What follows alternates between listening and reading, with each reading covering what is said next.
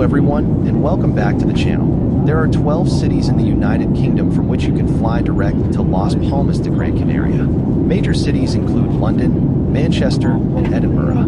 What is the longest direct flight to Las Palmas de Gran Canaria?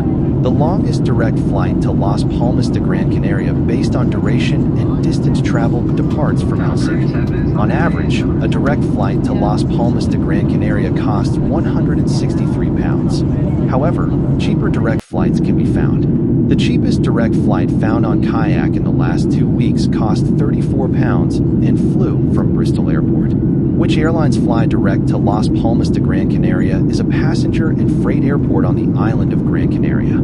It is an important airport within the Spanish air transport network owned and managed by a public enterprise, ANA, as it holds the 6th position in terms of passengers and 5th in terms of operations and cargo transported. It also ranks first of the Canary Islands in all 3 categories, although the island of Tenerife has higher passenger numbers overall if statistics from the 2 airports located on the island are combined. The facility covers 553 hectares, 1,370 acres, of land and contains 2 100m runways.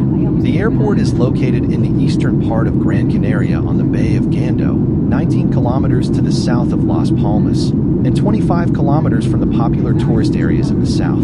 In 2014, it handled over 10.3 million passengers, ranking first in the Canary Islands and 5th in Spain by passenger traffic. Gran Canaria Airport is an important hub for passengers traveling to West Africa, Morocco, Mauritania, Senegal, Cape Verde, among others, and to the Atlantic Isles of Madeira and the Azores. It serves as base for Intercanarias, Canary Fly, Ryanair, Norwegian Air Shuttle, and Vueling. Other airlines use it as a base to operate charter flights to Cape Verde and Gambia, TUI Fly Deutschland and TUI Fly Nordic, but only in the winter. This section needs additional citations for verification. In 1919, Frenchman Pierre-Georges Lacour was granted clearance from the French and Spanish governments to establish an airline route between Toulouse and Casablanca. This also included stopovers in Malaga, Alicante, and Barcelona. The airport opened on April 7, 1930, after King Alfonso XIII signed a royal order announcing that the military air force installations on the Bay of Gando would become a civilian airfield. In its existence, the airport has become the largest gateway into the Canary Islands, as well as the largest in terms of passenger and cargo operations. Although the island of Tenerife has higher passenger numbers overall between the 2 airports located on the island. In 1946, the old passenger terminal opened, which took 2 years to build. In 1948, a runway was built, which was completed and fully tarmacked in 1957. Citation needed.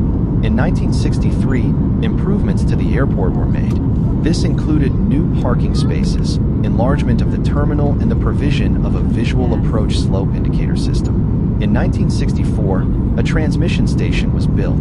In 1966, a new control tower was completed, replacing the old control tower that was constructed in 1946. In 1970, work began on the current passenger terminal, which opened in March 1973. During this time, a second runway was being built, and this was completed in 1980. On February 18, 1988, Intercanarias announced that the airline's main base was to be established at Gran Canaria. The base opened on March 26, 1989. In October 1991, the terminal was enlarged with improved facilities so it could handle more passengers. In December 2010, low-cost carrier Ryanair announced the opening of 3 new bases on the Canary Islands. In addition to Gran Canaria, these include Lanzarote and Tenerife South. Ryanair presently operates 30 routes from Gran Canaria. The airport was an official alternative, emergency, landing site for the NASA Space Shuttle before the ending of the Space Shuttle program in July 2011.